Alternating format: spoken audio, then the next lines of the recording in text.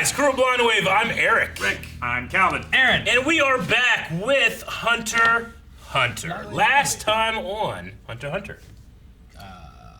Palm decided to be good. Yeah. Can she take that thing off and throw it like No, it's My Hero Academia? Who does that in My Hero Academia? The guy that pulls off blue and purple balls and throws them. Pop off? Yeah, pop off. I don't Marietta. think so. You can't do that. Okay. No, I think she's like She divines things with that, right? Shoot, what's that one? Raven Mm. from Titans. Teen Titans. No, Titans. not from Titans, Calvin. The Black Widow hair. We had some, we had Kilowat and her have a fight and talking about... down, Yeah. pleading with her. You're the only one. I can Yep. let you go now. Yeah. So where do we go next? What do you guys think? Go to Gon? Go to Gon? You sure? Yeah, we're we not gonna probably to go the back Milk King. to Chicago? 100 hand Byung style.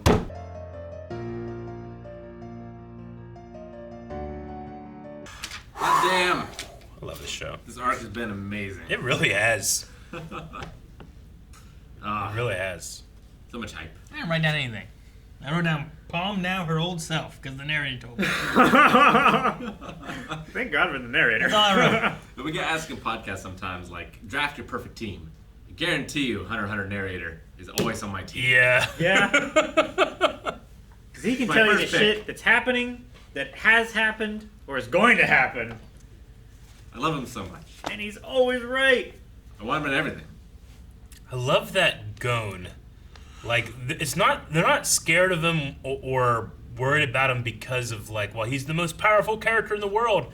It's that his will and his focus is so strong it frightens them. Yeah. I love that so much. Well, we've seen that since the beginning. Yeah. Like when he was first trying to get his exam, just getting his ass kicked. Yeah. But the guy realized, I'm gonna have to kill this child, That guy gave up or because I'm gonna have to give up. yeah, it's so fantastic. I love that so much. It's my favorite thing about Hunter x Hunter. I've as a kid I loved Dragon Ball Z fights and stuff like that, and it's cool whenever your character has a bunch of power creep going on. Yeah. But I love this more. I love when the main As an character adult, I isn't love this the more, most is what I powerful, mean. I don't know but if they I love work him more. around it with. I mean, it was the lesson that Knuckle and Shoot were trying to teach him too. It's like you don't have to be the most powerful. You just have to have the strongest will and the ability to recognize a strategy. And it's why I follow like that. it's why I like Moral so much too, because he just outthinks people that are stronger than he is. He straight up outplayed fucking Lil. Yeah. Yeah. And what I mean about the comparison to DBZ, as a kid, if my character was outthinking other people, or was being outthought, that's bullshit. He's stronger. Look at his power level, But now as an adult, I just appreciate other forms of Look at his entertainment. power Yeah, I know. level. Look at his fucking bullshit. I do hope we get to see a strategy match between Netter and the King. Yeah, I know. I'm worried about when the king is gonna turn it on. He just turned on something. Yeah, exactly. Red eye time. Like before, he had none of that on. He's just getting pushed around. Yeah. But what happens when Netero's like, that was my strongest attack, now what? And he's like, oh. Well, he But- didn't do 100 The, hand. true. The good news is that he doesn't have he can't kill him, right? That's the idea of I have no Yeah. bishop or no rook. He has he's trying He to. has to make him submit, but not kill him. And So then we can he'll have a tell him his fight name. where this guy's too strong to be killed by Netero. Yeah. But he wants the information, so he's not going to kill Netero. So no one will die. Man, it makes sense that Netero is going all out, right? He wanted to kill him as fast as possible so that he didn't develop, I don't know. He said, I don't want to, I'm going to fight with my mind, not my heart or whatever. Now he's doing this. I'm like, no, it's hard. What if his strongest attack isn't 100? It's the one he didn't use. It's one hand, one punch. It's one, Yeah. maybe. I mean, in his training, he's always defeating everybody with just that punch, Yeah. What if he's using the other 99 punches, but it's that one that's the strongest? Consider it an act of And it mercy. fits in with the the first- Bruce. It yeah, fits in with the Bruce Lee. Bruce Lee quote of Yeah. not the guy who practiced 100 punches, but the one who practiced one. I wonder how many times in his life he's ever got to not hold back. Yeah. Since he came to the point where he is. I wonder if he's ever done that. Well, when did I, he had that question. When did I start hesitating? Yeah. When did I allow my opponents to make the first move? When did I take their hand in defeat? Yeah, when he would look down on an opponent as opposed to going all out. He said, when I stopped vanquishing them. Yeah. Yeah. Like, what? Win indeed. I loved every part of this episode. Yeah. There's so much character in it. I love it. I love fearing Gon. Me too. But I fear Gon. He's such a nice kid, you know. And I don't even want. It's like I don't even want them to get into a fight and then he demolishes him because I'm like, oh yeah, he's so powerful. Like I love the focus and the will and determination he has. Yeah. And it's probably not right. It's probably not the right thing to do, you know. But everyone respects it because they must, because it's there and it can't be ignored. I mean, Pitou said that, like, of all of the enemies we've ever faced, his is the strongest will by far. She has not faced Netero, though. But I wonder if his is stronger or as strong. Maybe he'd Pitou be reminded of himself by looking like, at Gon. I don't know. Pitou was in the room with him.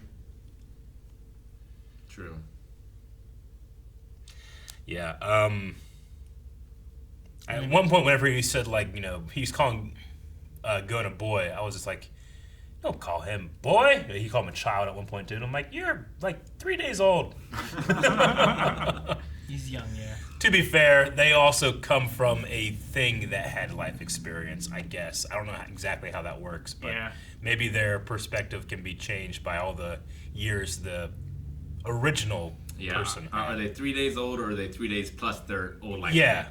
Yeah. And that's the question we had before. Like, do we treat them as if they are that person, or are they just, you know, are we doing that person a disservice by saying that this thing is that thing and not just having its memories? Yeah. Pitou is having the ideas of, like, what she needs to do to try to beat him. Yeah. Like, talking about, like, well, one, who does she give Kamugi to? Yep. And then, like, as far as attacking, do they wait till they, like, as soon as done healing an attack, or... But didn't Pitou break both arms? Yeah. She did. He did. She used proper pronouns. I think it's both, actually. They've used both before. But either way, yeah, she did mention, like, who am I going to get to take her to the king, implying that it might not be her if she doesn't survive her fight, I guess. I don't know. I mean, like... Or if he wants her evacuated. To get her out of danger, like... She did say, who will take him to the king? Yeah. Which I was thinking, like, well, if they fight, then she can come back and get her and then take her to the king. But is she thinking that if I don't survive? Or is she just thinking, get her to the king right away as soon as she's healed? I don't know. Yeah. And then maybe there's going to be a deal, maybe. I don't know. And that's also assuming that the king lives. Right? Because, I don't know. There's the whole thing with Gon where it's like, well, he knows which way the king went, and Poof is going somewhere, and he's at the gate, and Knuckles is going to go somewhere. Pitou wants to kill Gon is because Gon is heading there next, she thinks. Yeah. Yeah, that's Gon's eventual goal. We had Knuckle hesitate to tell Gon about Yuppie. I really like that. You know, because if giving him even just a moment's hesitation, he could kill him. Yeah. You know, do you guys think that Gon, like, could, like, if he did say that it would affect him? It might. Like, Netero recognizes that if I talk to you too long, I might see you as something other than a bug to squash. You know. Sure. Do you think Gon would be the same? I mean, there was enough conversation before the attack between Gon and Killua about, like, hesitation and like, are they, you know, what about, you know, the people? If he starts seeing them as people rather than bugs or insects or whatever, then how is that going to affect him? All people. I mean, I think it's only going to make him angrier. That's what. Yeah, I would say that's good. I mean, like, because my question was, what do you think would win, his morals or his focus? You know, or his need for whatever it is he's striving for, whether it's that necessarily revenge or is it just like his current drive. His drive. Versus, like it's like, how much moral hate can you have to the bear that killed your father versus the man that killed your father? Yeah. Like, you're going to hate the man more. Yeah. I feel like Gon would also do that. And also, anytime that he seemed to even get an inkling that she was more human, he got angrier. Yeah, he did. Which just makes me more excited to watch as we go on. Because I actually kind of, like, I think that's a fault of Gon, but I love watching it. Yeah. So Knuckles should have told him that. The thing, too, is, like, are they gaining humanity the longer they're around?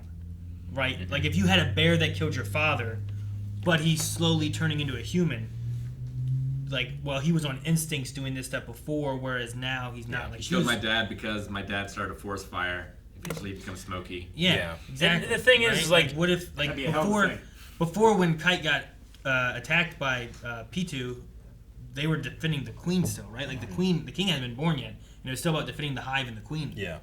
So, like, was it more instincts related there for Pitou than now, where maybe there's a little bit more humanity for some of them?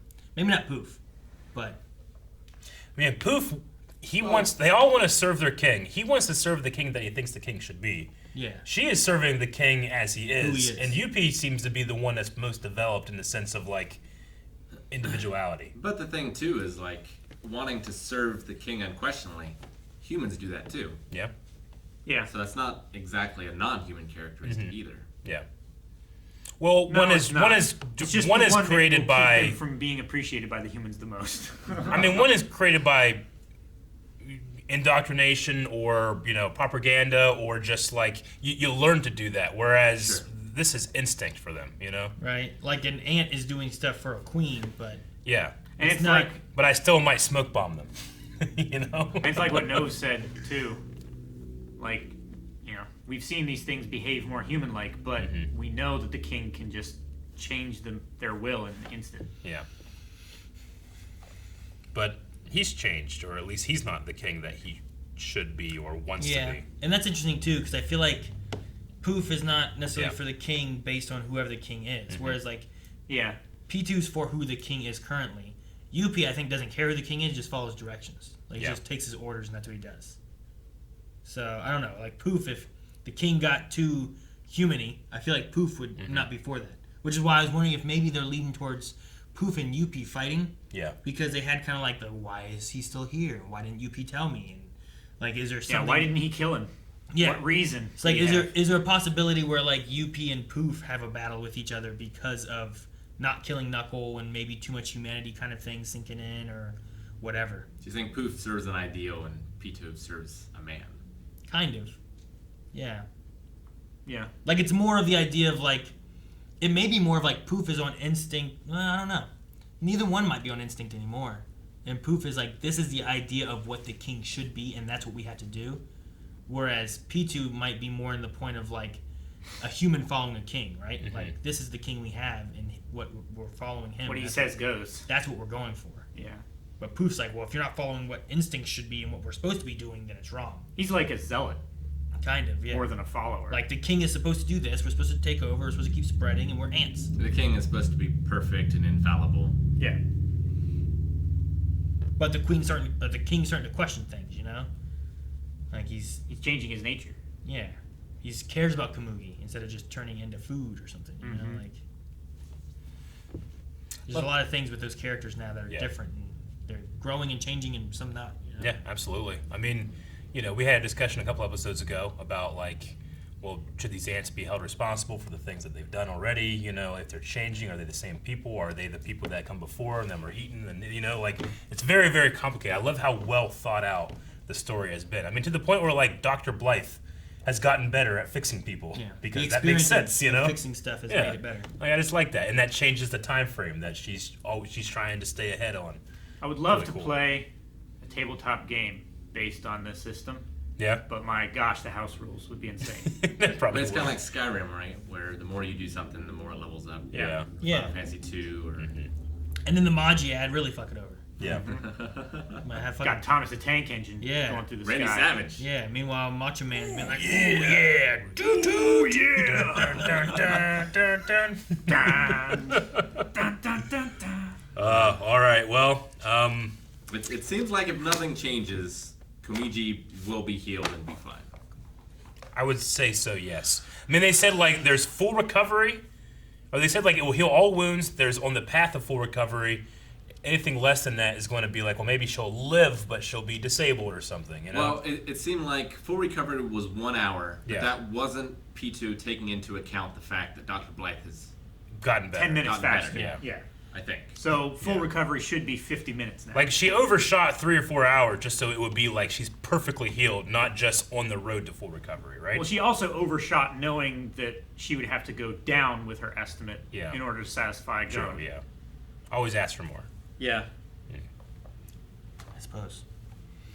Thank you for watching our reaction to Hunter x Hunter. You can head over to blindwave.com where not only can you check out the next 4 episodes in full length, but also there's some pretty cool merchandise, like shirts, Yeah, good in that shirt, Aaron. notebooks. Chest looks good. Let me feel your chest. All right, so far what? Calvin!